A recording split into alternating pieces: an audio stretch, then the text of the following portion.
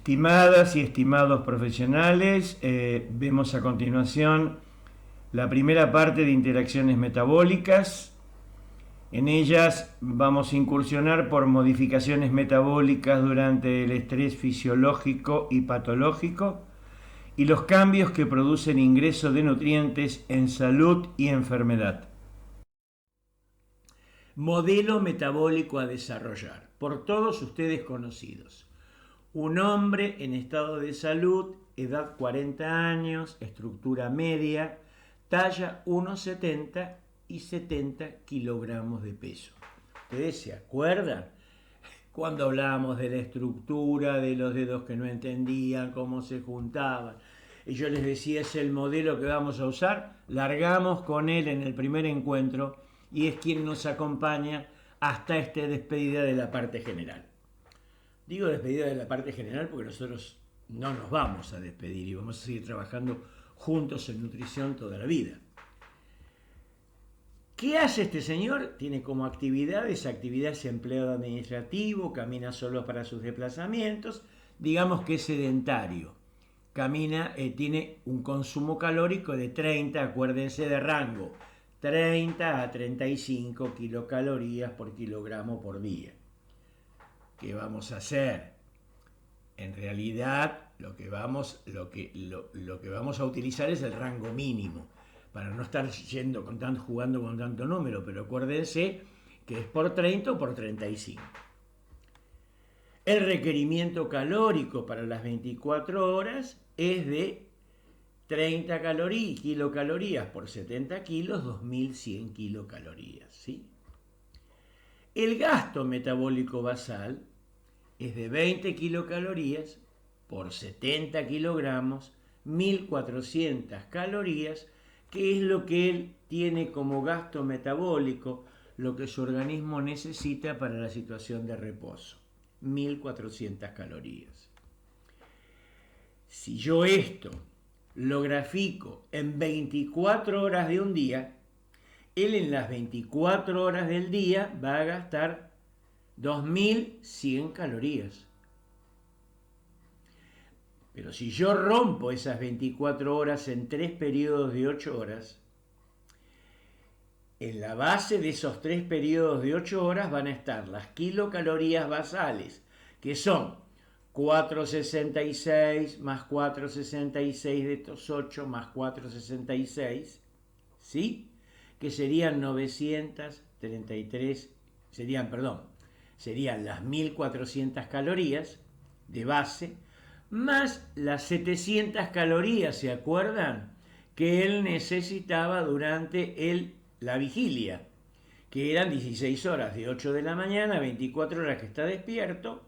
Ahí lo que él consume es el gasto metabólico basal más las 700 calorías de la actividad, que a los dos periodos de 466 que tengo acá, como es el nocturno, le sumo las 700, me dan 1634 calorías, ¿sí? Durante la noche va a consumir, está en quietud, su gasto metabólico basal, 8 horas de sueño, que son 466 kilocalorías, ¿sí? Iniciará actividad física durante la mañana en estado de ayuno. Continuamos con el modelo metabólico a desarrollar, porque sabemos que el requerimiento calórico del señor para las 24 horas del día son 2100 calorías. Que el gasto metabólico basal va a ser, porque tomamos el rango mínimo, de 20 calorías, 20 por 70, 1400 calorías. Que el gasto metabólico basal durante el sueño, que son 8 horas, 466 kilocalorías, ¿sí? Que, como decíamos en la imagen anterior, si rompemos el día en 3, vamos a tener 4 periodos de 466 que me van a dar 1400. ¿Estamos de acuerdo? Pero durante 12 horas de ese día, ¿sí? Durante 16 horas de ese día, que es de las 8 de la mañana hasta las 12 de la noche que él está en vigilia, va a consumir los dos periodos de 466 calorías, ¿sí? Que corresponden a 466 por un periodo de 8, pero son 16, son 466, ¿sí? Más los 700 kilocalorías que hay de diferencia entre el gasto metabólico basal y los 2100, porque las 700 calorías de diferencia las gasto durante la vigilia. Con lo cual, durante el sueño gasta 466, un tercio de las 1400, y consumo valor calórico durante la vigilia 2100, que van a ser 2100 menos 466 kilocalorías, menos 466 kilocalorías de lo que va a consumir durante la noche. Digamos que durante el día, él para vivir, cubriendo el gasto metabólico basal que tiene por debajo de 16 horas, más las 16 horas de actividad, son 1634 calorías. Números, es para que más o menos veamos cómo está la cosa. Espero que me hayan entendido. Traté de ser lo más claro que... Ahora, ¿con qué él él y nosotros, todos, vamos a responder a esa actividad? Vamos a responder con el trabajo muscular, porque nos vamos a empezar a mover. Es una actividad liviana que vamos a desarrollar, porque vamos a caminar por la playa, nos vamos a encontrar, vamos a hacer caminata de muelle a muelle, ¿sí? Muchas horas, vamos a caminar como 8 horas, todo el tiempo, sin comer, no importa. Estamos todos sanos, entrando al agua, saliendo, pateando una pelota que nos acerca, conversando entre nosotros, ¿sí? Muy bien. Y entonces, ¿con qué lo vamos a hacer? Lo vamos a hacer con el músculo. ¿Qué va a participar en eso? El músculo. Que el músculo represente el 40% del peso corporal. Para el hombre de 70 kilos, es 28 kilogramos de masa metabólicamente activa. ¿Y qué características tiene este tejido?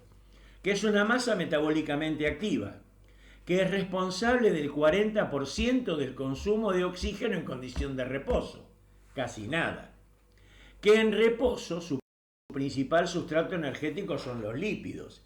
Es decir, nosotros nos encontramos todos con el Señor a la hora de la cena. Cenamos, nos acostamos, y cuando entramos en reposo, el principal sustrato energético de este señor, 28 kilogramos de masa metabólicamente activa, músculo y tejido adiposo lo mismo, viven a expensas de la grasa circulante. No tocan a la glucosa, ¿se acuerdan? Cuando salía la mano y le decía glucosa, anda donde te precisan. Él vive de los lípidos.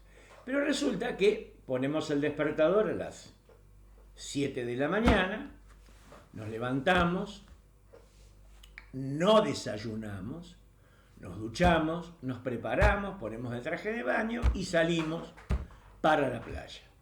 Ahí el músculo dejó de depender de los lípidos, porque empieza a moverse y empieza a necesitar una energía rápida, y la energía rápida la da la glucosa. Entonces el músculo empieza a utilizar la glucosa, cambia el sustrato de dependencia en actividad. A glucosa, venía con lípidos a glucosa, pero no puede seguir todo el tiempo utilizando glucosa. En algún momento tiene que adaptarse y echar mano a los lípidos de nuevo, que ya lo vamos a ver, porque si no esto sería un desastre, y vamos a ver cuál es la causa y la consecuencia del desastre, ¿sí? Muy bien. Por otra parte, este señor tiene grasa, y que podemos calcular que está entre el 11 y el 21% de grasa, para lo recomendado por la estructura corporal de este señor, y que podemos decir que le vamos a poner 15 kilos de masa, son 43 kilos, que si le sumamos el hígado, que es 1,5 kilos, estamos hablando casi de 45 kilogramos de masa metabólicamente activa.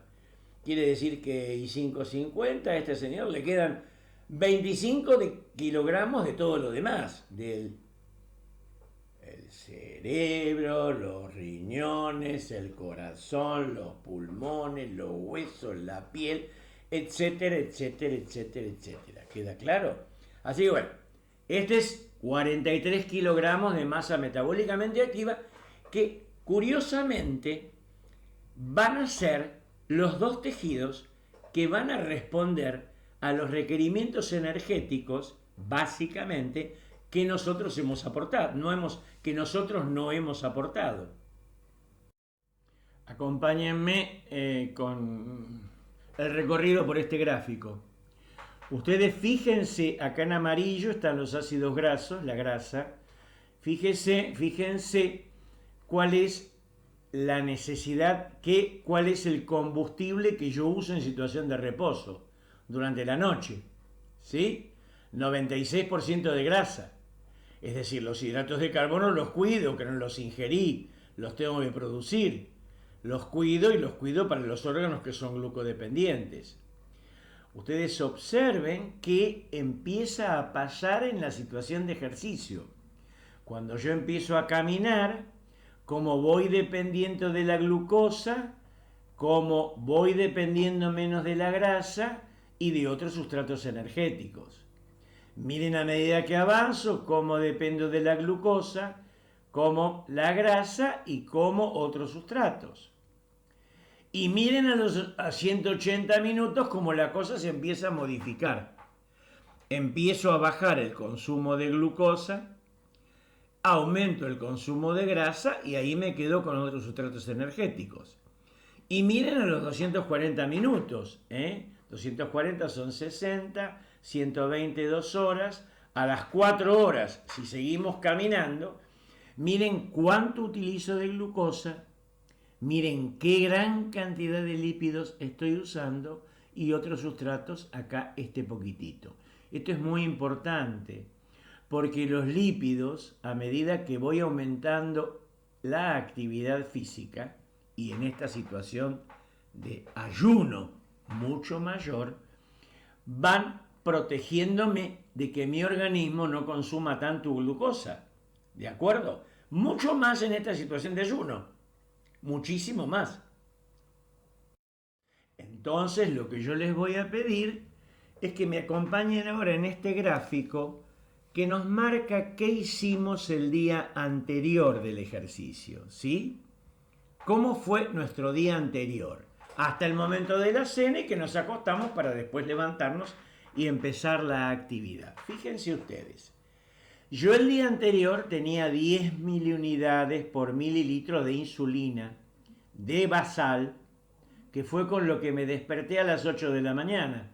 ¿Se acuerdan que el basal de insulina estaba más o menos en 10 miliunidades por mililitro? Pero resulta que el día anterior, ¿sí?, a esto, hicimos las cosas bien, con las 4 comidas diarias. Es decir, desayunamos a las 8 de la mañana, y si yo a las 8 de la mañana desayuné, con el desayuno hice un pico secretorio de insulina que llegó hasta acá, que cuando estaba por llegar al basal y tocar el basal nuevamente de insulina, almuerzo, porque hago las cosas bien. Almuerzo, vuelvo a hacer un pico secretorio de insulina, que cuando llego a las 16 horas, 4 horas más o menos, otra vez llego a la cantidad basal, pero ahí tomo la merienda. Tomo la merienda y hago un pico secretorio de insulina que termina a las 20 horas. A las 20 horas tomo la cena. Y a la cena hago un pico secretorio de insulina que me acompaña hasta las 24 horas. Quiere decir que me estuve llenando todo el día, por así decir, perdónenme el término, me llené durante todo el día determinando picos secretorios de insulina para acomodar el contenido de mi ingesta, los nutrientes que han llegado al metabolismo, y cumplir una función plástica y una función energética. He comido cosas que me dieron energía para vivir, porque el gasto metabólico basal de este señor acá era el consumo de 2 periodos de 466, que 3 periodos de 466 son 1400 calorías, que son las 1400 calorías de las 24 horas. Así que acá este señor utilizó 2 periodos de 466. más para acomodar los 700 que ingerí, hice 4 picos secretorios de insulina. Quiere decir que me llené para cumplir las necesidades metabólicas del día y energéticas por el movimiento y guardé, porque ahora viene el ayuno nocturno, que es la cuestión de intercambio de nutrientes en la situación de ayuno nocturno, que es una situación fisiológica, y que va a durar 8 horas, ¿sí? Por eso, acá este periodo que estoy marcando acá y que marco con una línea roja, es el periodo en el que no como. Quiere decir que si yo cené a las 20 horas, a las 24 horas se acabó lo que se daba. Yo dejo de absorber y de acomodar nutrientes. Y ahí el organismo grita y ahí es cuando empiezo con la situación de insulinoresistencia nocturna. Porque ahí vuelvo a tener basal de insulina, pero acá, esta línea roja, lo que me está marcando, ¿sí?, es que estoy con déficit energético. ¿De dónde saco la energía? Acá en este tipo de situación. Y aquí veamos que marcamos los periodos en los que vamos a trabajar. Digamos, ahora vamos a cambiar un poquitito la cosa. Salgamos nosotros del grupo y dejemos al Señor solo. El Señor lo vamos a dejar solo y a él le dijeron que era bueno que hiciera 2 horas de deporte en ayunas todos los días. ¿Y qué le va a pasar a él durante el día? Durante el día anterior, durante la noche, y qué pasa durante la situación del ejercicio en situación de ayuno. Y acá tenemos lo que pasa a la noche: ACTH, corticoides, catecolamina, somatotrofina y glucagón, rompiendo todo para el intercambio, para la limpieza, como hablábamos, hecha por el ritmo circadiano nocturno y toda la historia. Pero él se levanta y sale a hacer ejercicio. Y fíjense qué ocurre. Él está agregando al estrés nocturno, que es estrés en quietud, estrés en tranquilidad. Él está aumentando la situación de estrés porque el organismo que pedía nutrientes durante la noche y se las arreglaba con lo que se producía de ruptura, ahora tiene que romper mucho más porque la exigencia metabólica aumenta.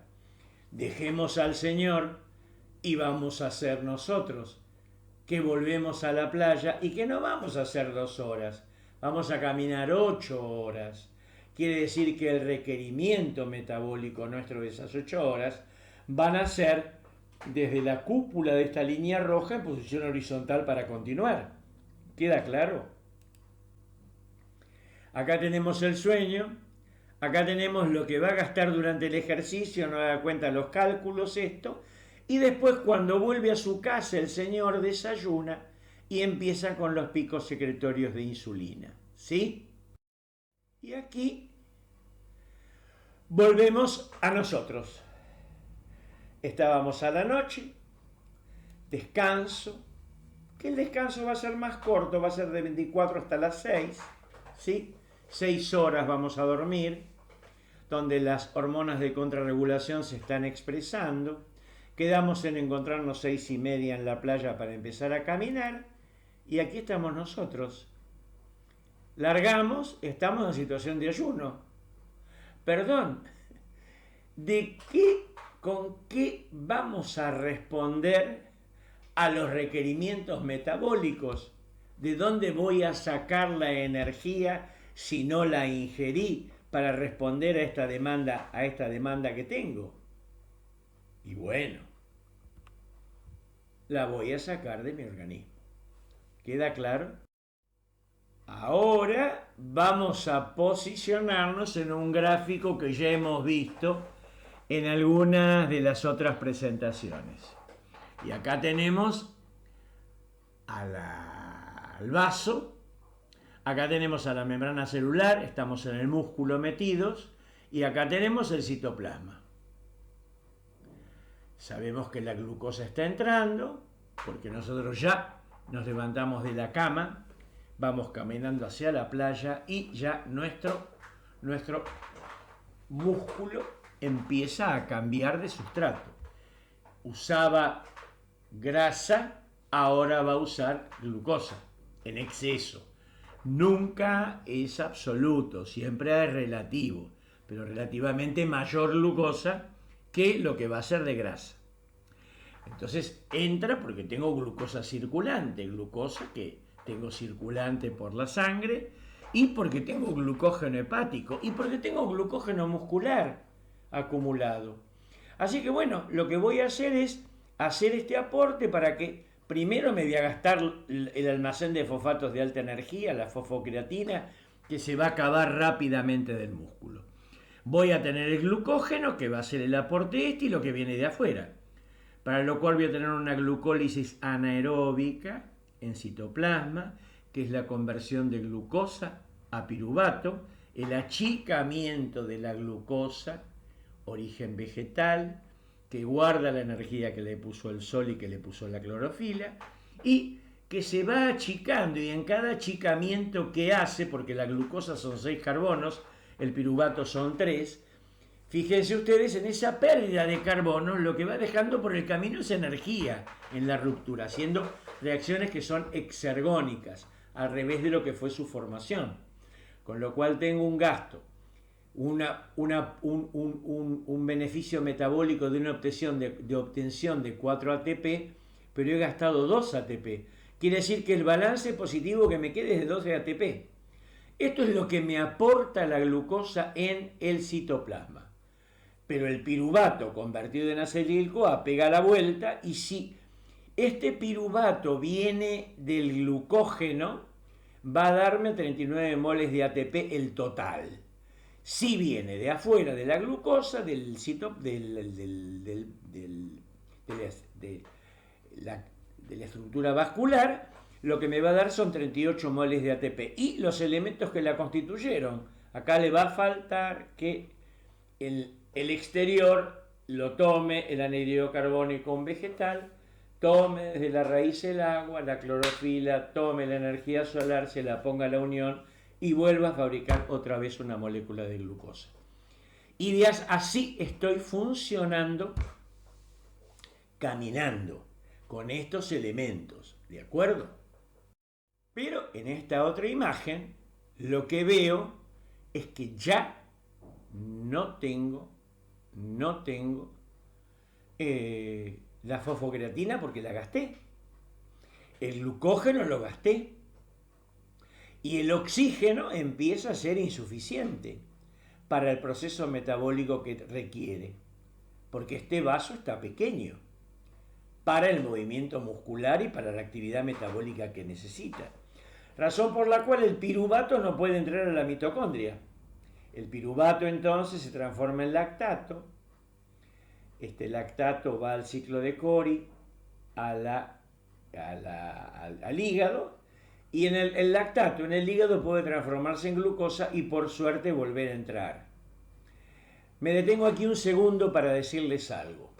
Ustedes habrán visto que cuando vamos a una unidad de cuidados intensivos y le preguntamos al terapista, ¿empezamos la alimentación? El terapista nos dice, no todavía, yo te aviso cuándo. ¿Por qué? Porque resulta que para que los procesos metabólicos se realicen, yo necesito oxígeno. Y el oxígeno, si el paciente no está compensado hemodinámicamente, es decir, con una buena difusión de oxígeno, un buen ingreso de oxígeno, difusión, un transportador y un adecuado consumo, es mejor que no de nutrientes, porque los nutrientes no pueden metabolizarse. Y esto es lo que le está pasando a un paciente, por eso me voy de tema y es útil esto para que se los explique. Cuando voy a una unidad de cuidados intensivos y me dicen no a la alimentación, porque no tengo oxígeno suficiente para los procesos metabólicos, y si yo diera alimentos y diera glucosa, voy a exacerbar la cantidad de lactato, aumentar la hiperlactacidemia, y los terapistas están jugando con la acidosis que presenta el paciente por la situación crítica y le estoy empeorando. Por eso es mejor en esta situación dejar las cosas que queden como están hasta que aumente el tamaño del vaso, que es cuando lo expanden al paciente, lo expanden, lo oxigenan y entonces lo tengo en condiciones de poder hacer un aporte adecuado de nutrientes. Volvemos a nuestro tema y somos nosotros que estamos caminando por la playa en este momento y que algunos de nosotros, que ya hemos dejado de ser adolescentes hace muchos, muchos años, sentimos que no vamos a poder continuar, porque no nos da el cuerpo para tal cosa, como que vamos a tener que detenernos. Y vemos al grupo de jóvenes que van adelante entusiastas y con muy entrenados y perfectos. Bueno, sorprendentemente al rato nosotros estamos casi tan entrenados como ellos y tan rápidos como ellos en el andar y en la caminata. ¿Por qué? Porque ellos están entrenados y han adaptado rápidamente. Sus vasos se han dilatado, su capacidad respiratoria mejoró pronto, su corazón está bien para hacer un buen bombeo de oxígeno, de sangre y con ello oxígeno, y en el nuestro se va adaptando lentamente y arrancamos bien, y estamos casi como los jóvenes. Entonces, ya estamos bien. ¿Y por qué estamos bien? Los que somos mayores y creíamos que no podíamos. Porque el vaso se dilató, el pulmón bombeó más, aumentó la frecuencia respiratoria, aumentó nuestra frecuencia cardíaca, tengo más oxígeno que llega y se restablece el ciclo de Krebs, con lo cual empiezo a metabolizar adecuadamente la glucosa y paro de mandar lactato al hígado. ¿Y de qué glucosa estoy viviendo? Porque estamos caminando y todavía estamos respondiendo estamos con demanda de glucosa. ¿Con qué glucosa?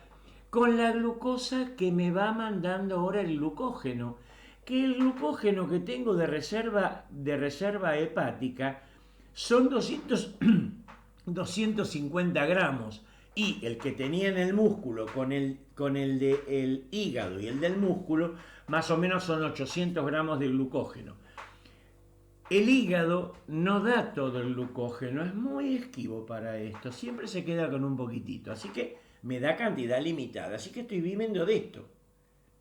Pero ojo, llega un momento en que esto se acabó y yo sigo necesitando glucosa. ¿De dónde la saco la glucosa si no la tengo? Si me estoy gastando todas las reservas, ¿sí? Y seguimos caminando, porque dijimos que vamos a caminar 8 horas. Muelle a muelle, jugamos, pateamos una pelota, nos movemos, vamos, venimos, y el ejemplo está en el medio nuestro. ¿Hasta acá bien? Muy bien. Entonces, cuando vimos hidratos de carbono, me acuerdo que fue la segunda clase que tuvimos por internet, y que sí pudimos concretar, aunque no fue tan buena en cuanto a funcionamiento de internet como la primera con proteínas, pero nos pudimos entender mejor que con la tercera, que tuvimos que cortarla. Y acá les decía, cuando vimos este gráfico, no se asusten, no se asusten, no se asusten. En el centro tenemos el ciclo de Krebs, que todos conocemos. ¿Y qué es esto? Acá tenemos aminoácidos, hidroxiprolina, serina, cisteína, trionina, glicina, triptofano. Acá tenemos tirosina, fenilalanina. Acá tenemos isoleucina, metionina, valina. Acá tenemos propionato. Acá tenemos histidina, prolina, glutamina, arginina. Son todos aminoácidos que cuando se desaminan, ¿sí? Tan sueltos, se desaminan, le dan el aminoácido a una transaminasa que lo lleva a algún lugar o se lo pone una proteína para una albúmina para que lo lleve al ciclo de la urea. Ese aminoácido se transformó en cetoácido y según donde entre, a qué altura, estos por ejemplo se van a transformar en piruvato. Van a ser muy energéticos porque entran acá y pegan toda la vuelta del ciclo.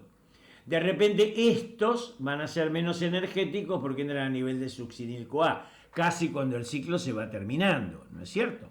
Bueno, depende, no importa. Se desaminan y entran al ciclo de Krebs porque se transforman en cetoácidos En los cetoácidos del ciclo de Krebs, oxalacetato, citrato, alfa-cetoglutarato, succinil-CoA, fumarato, acetil-CoA, etcétera, etcétera. Son intermediarios. Se parecen, se ponen al lado y actúan como ellos. Y me dan energía.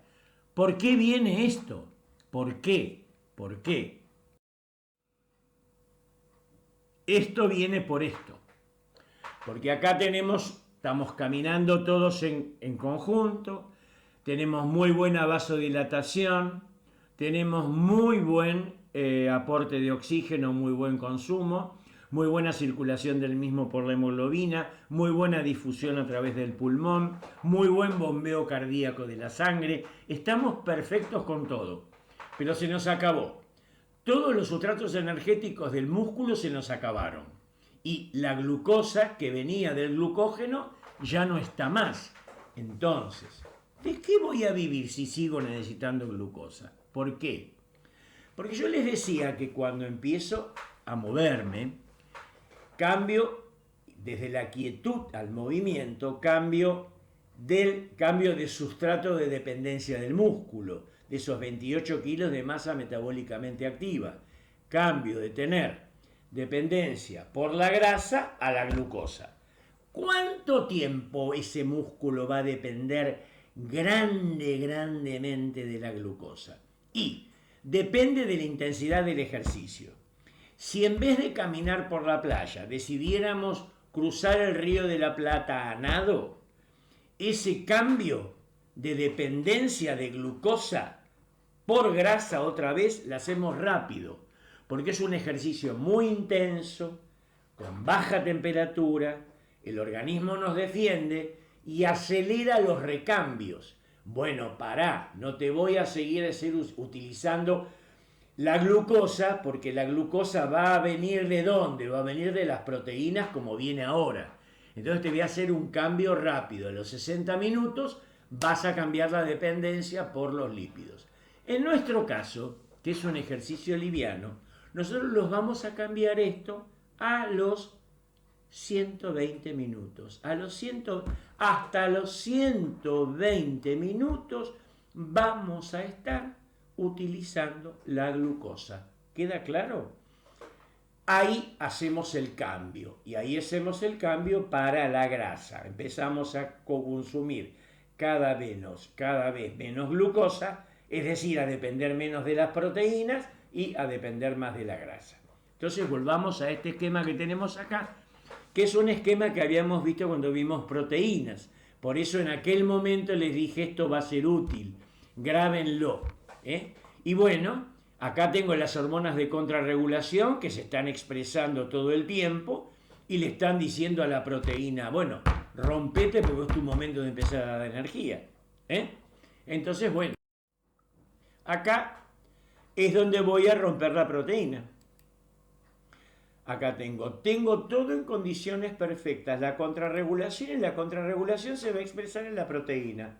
Y la va a romper. ¿Se acuerdan que acá tenía valina, leucina, isoleucina por comodidad? Y acá triptofano, tirosina, fenilalanina por comodidad. Porque esto, que son los aminoácidos aromáticos, tienen que ir a catabolizarse sí o sí al hígado. Pero el músculo tiene predilección por esto porque son muy energéticos, casi como una molécula de glucosa. Y el resto de los aminoácidos pueden catabolizarse una vez que dejan el grupo amino en el músculo o irse unidos a la albúmina a catabolizarse en el hígado. ¿Sí? Muy bien. ¿Cómo pasa esto? Y pasa así. Acá tengo un aminoácido que dejó su grupo amino. No lo dejó libre en la sangre, porque el grupo amino, el nitrógeno, es tóxico. Todo tiene que ser neutralizado por algo. Lo toma una transaminasa. ¿Sí?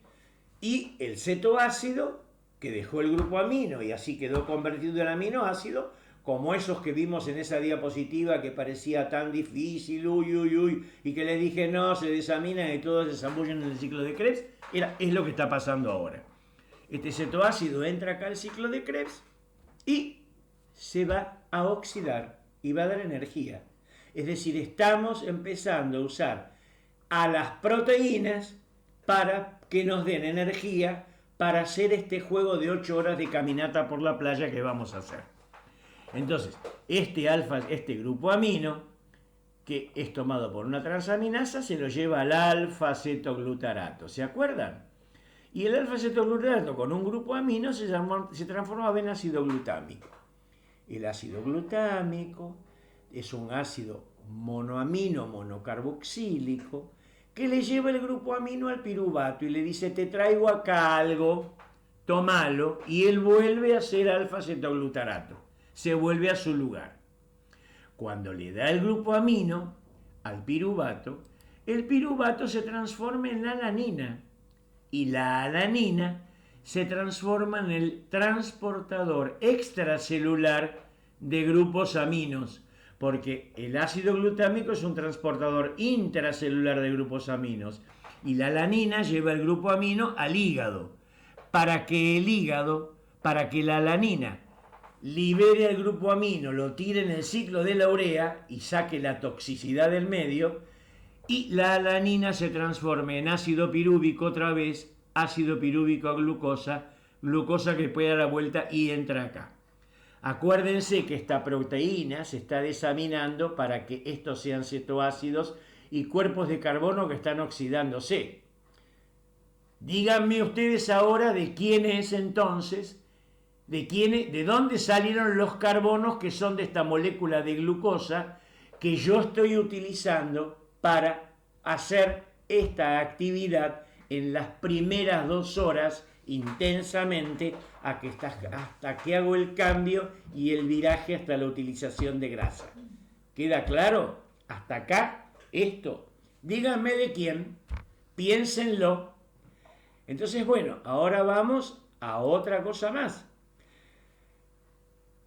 El alfa-cetoglutarato es capaz de convertirse en glutamina, y la glutamina es un aminoácido diamino monocarboxílico, es decir, es un transportador de tóxicos mayor, y encima de lo cual lo transporta hacia afuera de la célula. Es un transportador extracelular que lo lleva a la sangre, pero acuérdense que la glutamina intervenía en el equilibrio ácido-base a nivel renal, en el equilibrio ácido-base, que alimentaba a las células inmunes, ¿sí? Que alimentaba al enterocito del intestino. Así que, digamos, todo se convierte para tener alguna utilidad que vale la pena tener. Pero no podemos seguir de esta manera.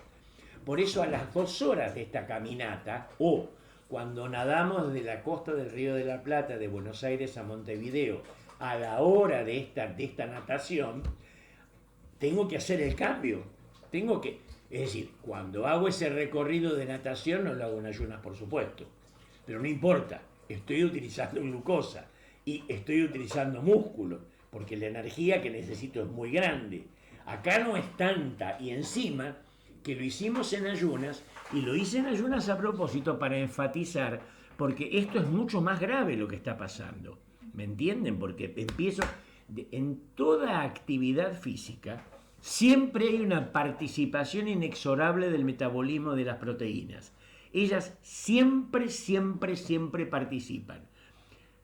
Pero si comí, van a participar muchísimo menos. Por eso decimos cantidad, calidad, armonía y adecuación.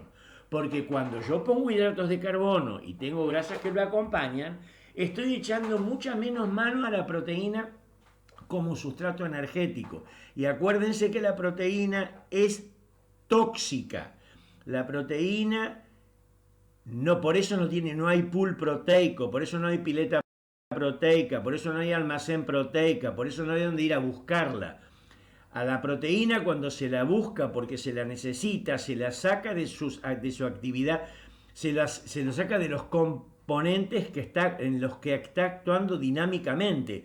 Le saco un trozo de proteína al pulmón, se lo saco al riñón, se lo saco al corazón. ¿Me entienden por qué hay que cuidarlas y hay que tener de ellas el concepto de que deben tener una acción? Debemos cuidar el trofismo de ellas, y la acción de ellas debe ser plástica. Es recambio orgánico, es sostén orgánico. ¿Hasta acá queda bien? Muy bien. No puedo seguir viviendo de las proteínas, porque si no voy a destruir mi organismo. Entonces lo que hago, es echar mano a otra cosa, ahora que estamos nosotros todos juntos caminando por la playa, a las 2 horas, más o menos, tengo que hacer un cambio que ya se viene gestando, el organismo lo viene preparando. Estimadas, estimados, descansemos un poquitito en esta nueva parte, que es la parte 2 y la parte final. Tomemos unos mates, caminemos un poco, relajémonos y bueno, retomemos. ¿Se acuerdan cuando vimos juntos en la primera clase? Sí, en hidratos de carbono, cuando vimos hidratos de carbono, creo que era, sí, que les dije algunos, porque acá sí le puse algunos, en el otro dice aspectos, acá dice algunos aspectos fisiológicos de la insulina. Bueno, ¿se acuerdan cuál era el basal de insulina, que lo vimos en los gráficos estos, de 10.000 unidades por mililitro? Bien, fíjense, acá tengo de 7 a 16. Acá tengo tejido adiposo.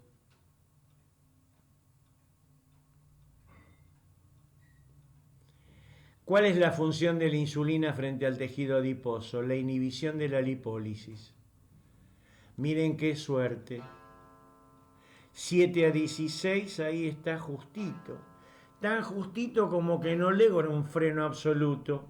Razón por la cual tengo liberación de ácidos grasos libres y glicerol. ¡Qué suerte! ¡Qué suerte! Ayuno nocturno. El músculo, 28 kilogramos de masa metabólicamente activa y grasa. Frente a esta cantidad de insulina viven de la grasa circulante. Y qué suerte que está saliendo grasita de la grasa. Que llega al hígado y que encima le dice al hígado: producí esta llegada, producí glucosa hepática. Muy bueno, porque en situación de ayuno nocturno, que tengo 10.000 unidades por mililitro, 26 no me alcanzan para frenar la producción de glucosa hepática. El hígado produce glucosa hepática por neoglucogénesis, gracias a la baja cantidad de insulina y a la grasa y glicerol que le llegan del tejido adiposo. Con lo cual tengo salida de glucosa del hígado. ¡Qué bueno! Porque durante la noche que estoy en basal de insulina, no me muero en hipoglucemia. ¿Por qué? Porque cuando la glucosa va a ir y quiere entrar en el músculo, la captación periférica del músculo, de glucosa, a nivel de los tejidos glucodependientes, como son el músculo, el tejido adiposo y el hígado, para ser metabolizada, necesitan 58.000 unidades por mililitro. Y yo estoy con basal, con 10, no entra ni ahí. Por eso les decía que había una situación en la mano, de adentro del músculo y de la grasa, que les decía la glucosa: anda donde te necesitan. ¿De acuerdo? Que es un poco lo que nos va a pasar ahora. Porque nosotros ahora, que estamos caminando por la playa, estamos en basal de insulina.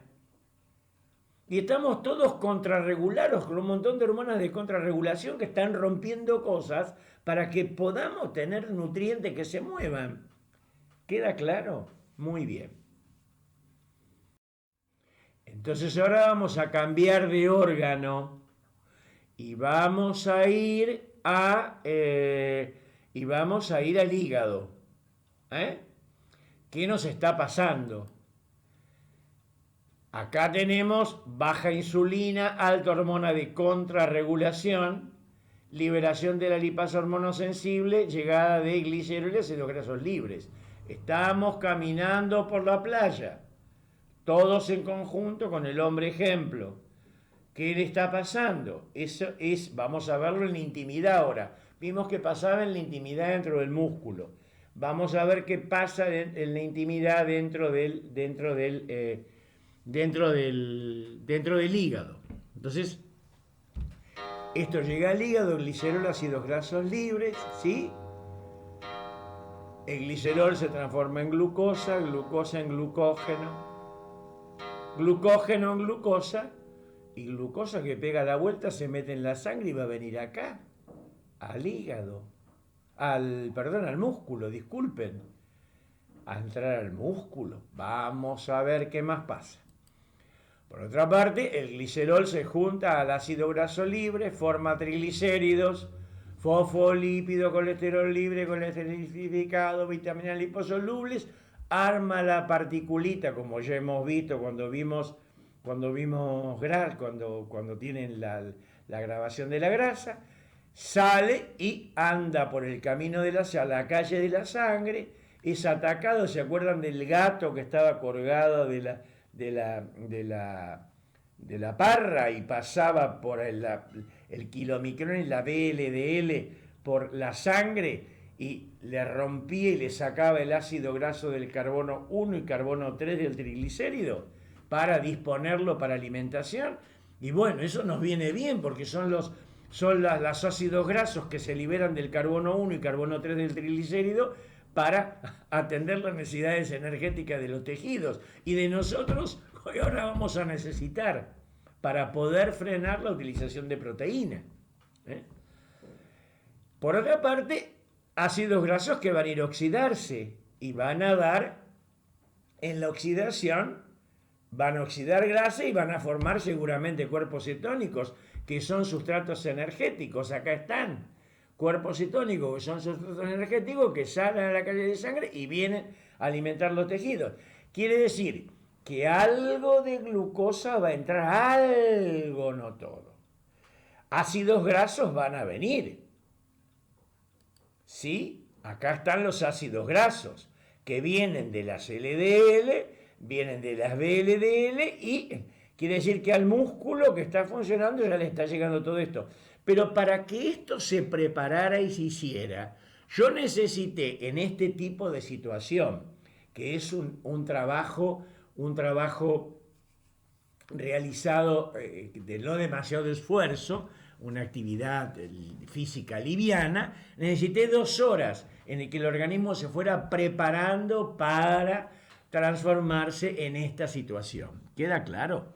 Entonces, bueno, seguimos viendo y acá tengo a la glucosa que no entra por la mano, que le dice desde adentro, anda donde te precisan. ¿Queda claro? Más o menos de esta forma vamos a empezar a vivir a las 2 horas para dejar de depender de romper proteínas. Les cuento, vamos a detenernos un segundito acá y vamos a salir de este esquema. Vamos a suponer que en vez de ser el hombre ejemplo que recibió la enseñanza esta de ir a hacer ejercicio en ayunas, y en vez de ser nosotros que todos en conjunto después de la cena decidimos esto y salimos a caminar por ayunas, en vez de todo esto,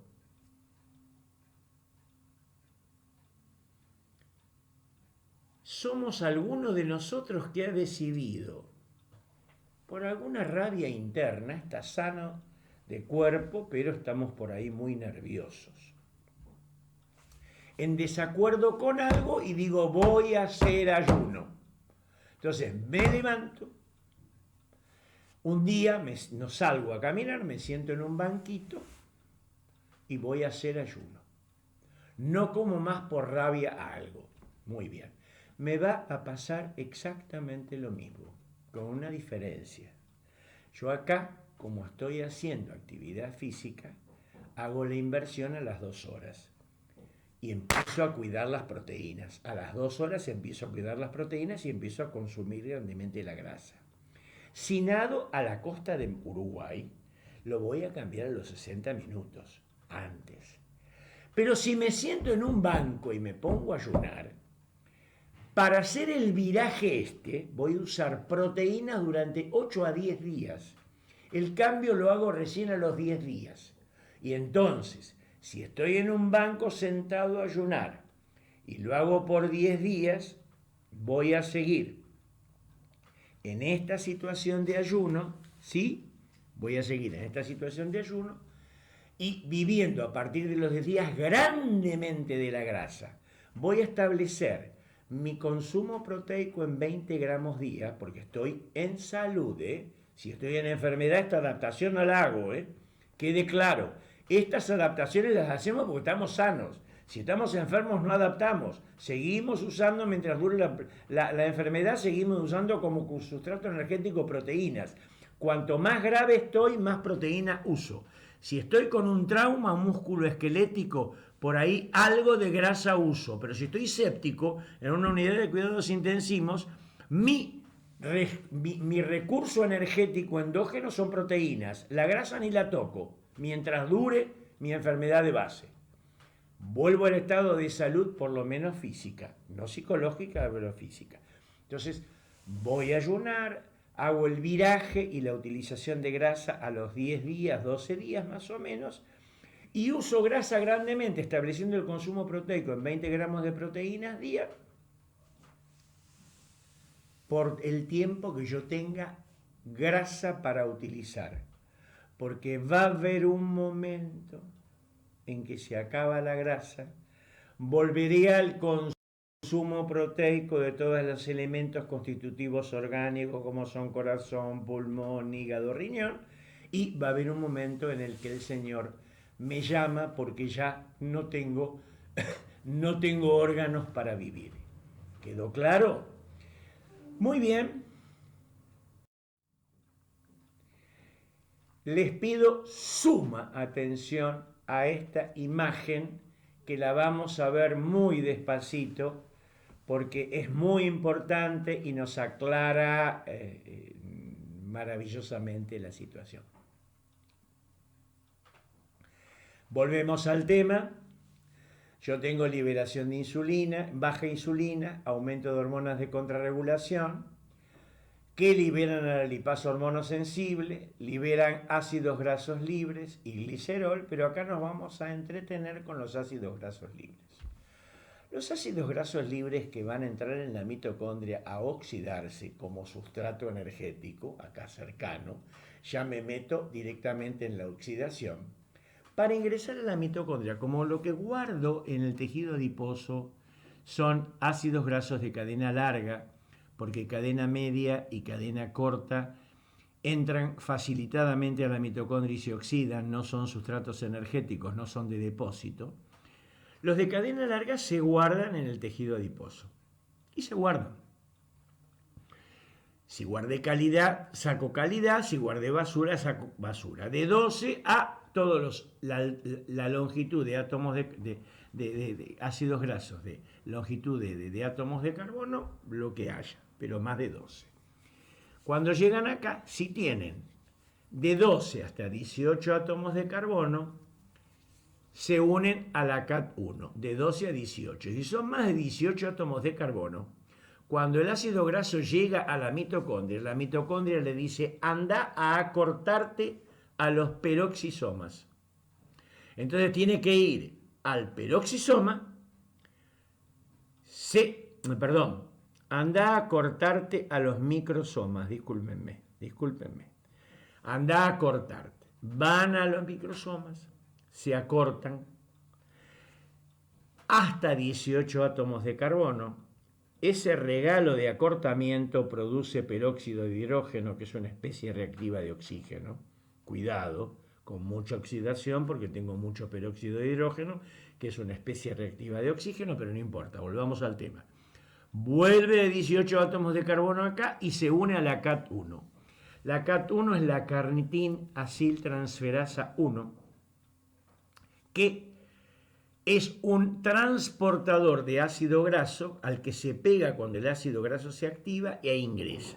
Y se lo entrega a la CAT2, que es la carnitin-aciltransferasa 2. Son todos ácidos grasos de 18 átomos de carbono. Son pares y tienen que cortarse de A2 para hacer acetil-CoA. Entonces, se lo pasa a la CAT1, carnitina-aciltransferasa 1, se lo pasa a la carnitina-aciltransferasa 2. La carnitina-aciltransferasa 2 lo acerca a la acetil-CoA y empieza a romperse de A2 carbono, se transforma en acetil-CoA y es tanta la oferta que empezamos a dar porque ya se preparó todo el metabolismo graso para poder dar este ácido graso.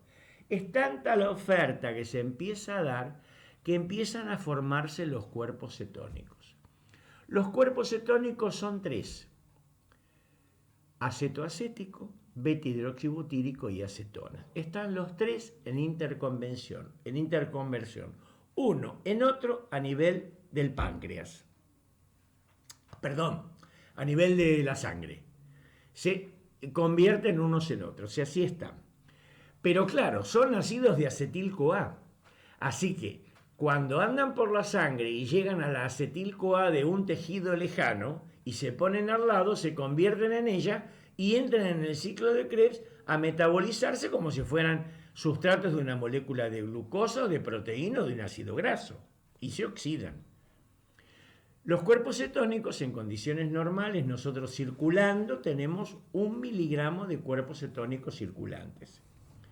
Cuando hacemos una situación de ayuno, el ayunador puede llegar a 40-42 miligramos por ciento de cuerpos cetónicos en sangre y no supera eso. ¿Por qué? Porque los cuerpos cetónicos son estimulantes de la secreción pancreática de insulina. Y cuando el cuerpo cetónico se forma y va al páncreas y le estimula para la producción de insulina, la insulina viene acá y se pone delante del citrato. Y le dice al citrato: salite y transformate junto a otro citrato en malonil-CoA. ¿Sí? Perdónenme, voy a volver para atrás porque es un paso muy importante. El ácido graso libre que viene del tejido adiposo se va a ir a oxidar a la mitocondria, siempre y cuando sea de 12 a 18 átomos de carbono. Si tiene más de 18 átomos de carbono, tiene que ir a acortarse a los microsomas. Y en los microsomas se acorta a un ácido graso, puede ser de 24 átomos de carbono, de 26, de 22, de 20. Se acorta, pero en el proceso de acortamiento produce peróxido de hidrógeno, que es una especie reactiva de oxígeno. No importa. Lo produjo, viene en 18 y le dice acá a la mitocondria: ya estoy en 18, fenómeno. Entonces ahí se une a la CAT1, que es la carnitina aciltransferasa 1, que es la transportadora de ácidos grasos de 12 a 18 átomos de carbono adentro de la mitocondria. Acuérdense los que de cadena corta hasta 6 átomos de carbono gaseosos, o de 6 a 10 átomos de carbono, que son los cáprico, caprílico y caproico, que son cadena media, esos entran con facilitadores y se oxidan. No se guardan. Acá estos se guardan. Muy bien, se une, como son de cadena par de átomos de carbono, se pone al lado del acetil-CoA y de a 2 carbonos va ofreciéndola. Es tanto la oferta que hace acetil-CoA que tienen que descomprimirse porque no puede pegar la vuelta todo inmediato. Los cuerpos cetónicos son ácido acetoacético, beta-hidroxibutírico y acetona. En condiciones normales tengo 1 miligramo de cuerpos cetónicos en sangre, 1 miligramo de cuerpos cetónicos en sangre. Los cuerpos cetónicos tienen la capacidad de estimular la secreción pancreática de insulina, y este proceso es muy interesante y muy importante, por eso lo repetí. Por eso estimulan la secreción pancreática de insulina. La insulina que hacen segregar se pone delante del citrato. Este es el mismo mecanismo, me voy de tema para volver al tema, que hacen los hidratos de carbono. Los hidratos de carbono en exceso solubles, que son muy estimulantes de la secreción de insulina, hacen estímulo de secreción insulínica y la insulina se pone acá. Y le dice al citrato: salite y unite a otro, y se une a otro y forma malonil-CoA. Malonil-CoA es el primer núcleo de formación a partir del cual en el citoplasma del hepatocito se empieza a formar el ácido graso de novo. El ácido graso que yo sintetizo, que como animal sintetizo, que puede ser palmítico, que era, ¿se acuerdan ustedes? 16.2.0, o esteárico, ¿se acuerdan? 18.2.0, palmítico o esteárico, basura, eso es lo que yo puedo sintetizar. ¿Queda claro? Quiere decir que si como mucho hidrato de carbono soluble, voy a estimular mucho la secreción de insulina, poner acá la insulina, hacer salir ese hidrato y hacer síntesis de ácido graso de nuevo. Pero cuando se forma el ácido graso de nuevo, lo que hace la síntesis, sale una flecha que le dice a la CAT1 y al ácido graso: paren muchachos, despacito la unión, no manden tanto, porque están intoxicando el sistema. Es un amortiguador. Por eso, en situación de ayuno o esta situación de deporte en ayuno, yo llego a 42 miligramos por ciento y no me paso de ahí, porque esta malonil-CoA me está frenando el ingreso a la mitocondria. ¿Me entienden? No paro, no sigo, paro acá. En 42 me quedo y mientras estoy en el banquito sentado durante un mes ayunando, estoy en 42 miligramos por ciento de cuerpos cetónicos. Con lo cual no llego a comprometer los mecanismos compensadores del pH, a hacer una cetoacidosis y morirme en cetoacidosis. No llego a cetoacidosis porque no comprometo los mecanismos compensadores del pH. Piensen ustedes que en una cetoacidosis diabética, cuando los cuerpos cetónicos van al páncreas a decirle al páncreas: producí insulina, y el páncreas no responde, los cuerpos cetónicos siguen, no hay freno, no existe este freno, esta amortiguación. Entonces los cuerpos cetónicos se siguen produciendo y cuando llega a 72 miligramos por ciento de cuerpos cetónicos en sangre, los mecanismos aceptadores de cuerpos cetónicos se intoxican, se paran, no pueden más y a partir de ahí suben exponencialmente y ahí hago la cetoacidosis diabética. ¿De acuerdo? Con compromiso de los mecanismos compensadores del pH. Esto es muy importante y nos sirve para todo. Y entonces con esta imagen quiero recordarles a Randall con su ciclo, que fue presentado en el año 1963 en este trabajo, en esta publicación de Lancet, precioso, donde el doctor Randall decía que cuando ingresaban grasas a una célula muscular, la célula muscular paraba de metabolizar la glucosa. Fíjense que acá no hay receptor de insulina porque no se conocía el receptor de insulina. El receptor de insulina se descubre en la década del 90 y esto año 1963. Que decía Randall que cuando entran ácidos grasos libres o llegan ácidos grasos libres de un triglicérido endocelular por una lipasa que separa a un ácido graso y se entran acetil-CoA y la oferta es muy grande, hay un aumento de acetil-CoA cocarboxilasa que frena la piruvato de hidrogenasa y la conversión de ácido pirúvico a acetil-CoA. Y el aumento de oferta de citrato por inhibición alostérica lo que hace es frenar a la fosfofructoquinasa, que es la convertidora de fructosa 6-fosfato a fructoso no 6-disfosfato, con lo cual deja de metabolizarse la glucosa. Miren qué observación maravillosa. Todavía no habían descubierto Randall y Mandarino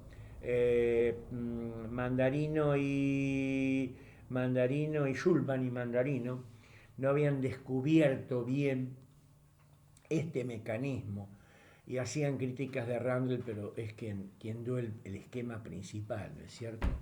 Por suerte, por allí en la década del 90, ya después del descubrimiento del receptor de insulina, nos enseñan, acá tenemos el receptor de insulina. El receptor de insulina, la insulina se pone en el receptor y ¿qué hace? Fosforilar el residuo tirosina y el sustrato del receptor de insulina, con lo cual esta cascada de fosforilación hace que esto le dé fuerza al GLUT y lo mande a buscar a la glucosa. La glucosa ingresa a la célula y empieza su metabolización. En la citoplasma anaeróbicamente y en la mitocondria aeróbicamente. Pero ellos lo que ven es que cuando los ácidos grasos libres entran a una mitocondria, al citoplasma, o tengo diglicéridos formados, ¿sí? El exceso de ácidos grasos libres y diglicéridos, fosforilan esto es el factor kappa B con el inhibidor del factor kappa B.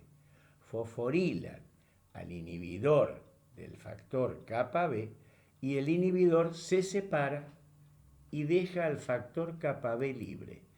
El factor kappa B va al núcleo y le dice al núcleo: producí proteína quinasa C subunidad beta en el músculo y épsilon en el hígado, y fosforilar los residuos treorina y serina del receptor de insulina. Con lo cual se empieza a fosforilar esto, que en condiciones normales siempre hay mayor fosforilación de tirosina que de esto. Pero acá el balance se va para este lado y lo que se fosforila es enormemente esto, con lo cual casi no se mueve más el GLUT. No absoluto, sino relativo. Algo sí, poquito, poquito, poquito. Y lo que más se metaboliza es la grasa. Quiere decir que durante la noche me pasa esto. A la embarazada le pasa esto. Al anciano que tiene pocos receptores de insulina le pasa esto. Al niño en la pubertad, por el movimiento hormonal, le pasa esto. Pero a un gordo insulino resistente que vive con grasa a montones circulando por la sangre y de oferta, le pasa esto y lo que deseo. Porque si a mí me pasa esto fisiológicamente durante la noche, yo lo deseo cuando estoy de ayuno nocturno o cuando estamos nosotros caminando por la playa. ¿Por qué? Porque dejé de romper proteínas para formar glucosa y destruir a toda la estructura proteica, y estoy diciéndole a la glucosa: anda a donde te necesitan. Yo me arreglo con la grasa. Pero esa mano es la que sale cuando estoy frente a una situación de insulino resistencia por obesidad o porque no soy obeso, pero soy insulino resistente.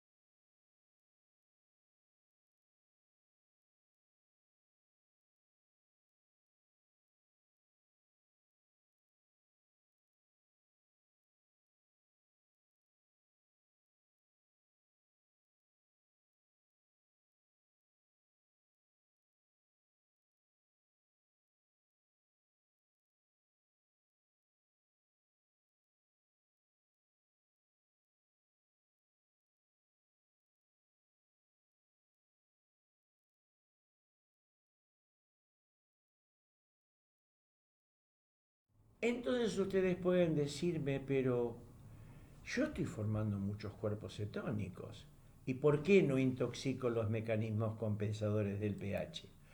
Porque estoy en una situación de acidosis compensada, porque amortiguo con la eliminación de anhídrido carbónico por el pulmón, ¿sí?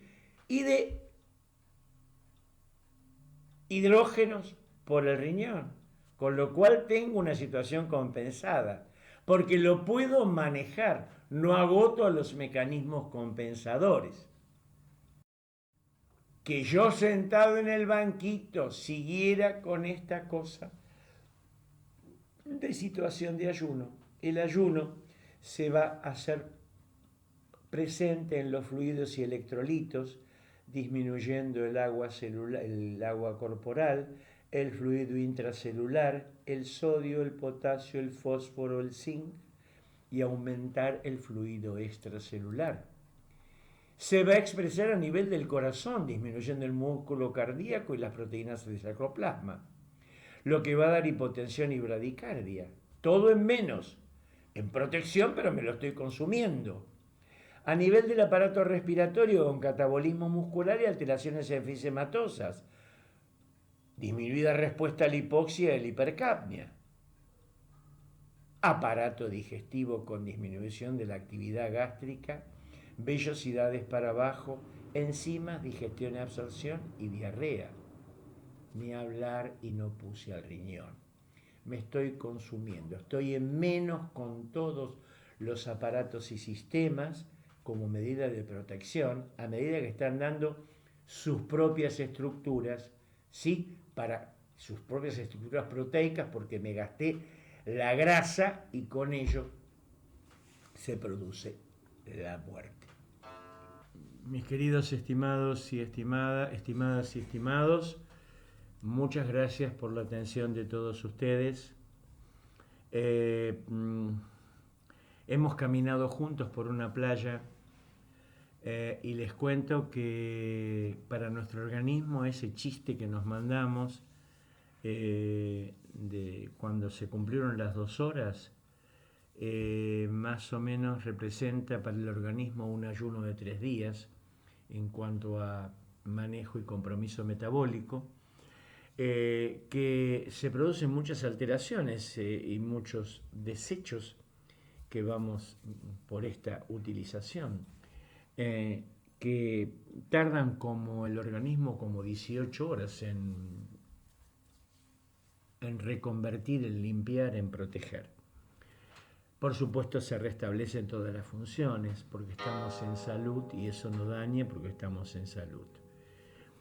Pero es importante porque por 2 cosas, porque esto nos da la idea de la peligrosidad de un ayuno prolongado y cuáles son las consecuencias a largo plazo, cuáles son las consecuencias de un ayuno con actividad donde exacerba la situación y acelera los cambios, ¿sí? Y nos da la posibilidad de un terreno como para la comprensión de un tema que está muy en boga y que se busca y qué resultados puede brindarnos el someter a un paciente en ayuno intermitente que si los tiempos nos dieran podríamos verlo juntos. Espero que esto les sea de utilidad, que hayan podido unir toda esta cosa de qué pasa cuando como y cuando no como, y que poniendo el alimento ustedes vean qué paso pueden mitigar y dónde pueden parar la cosa. Nuevamente, muchísimas gracias por la atención y el esfuerzo que han puesto en la comprensión.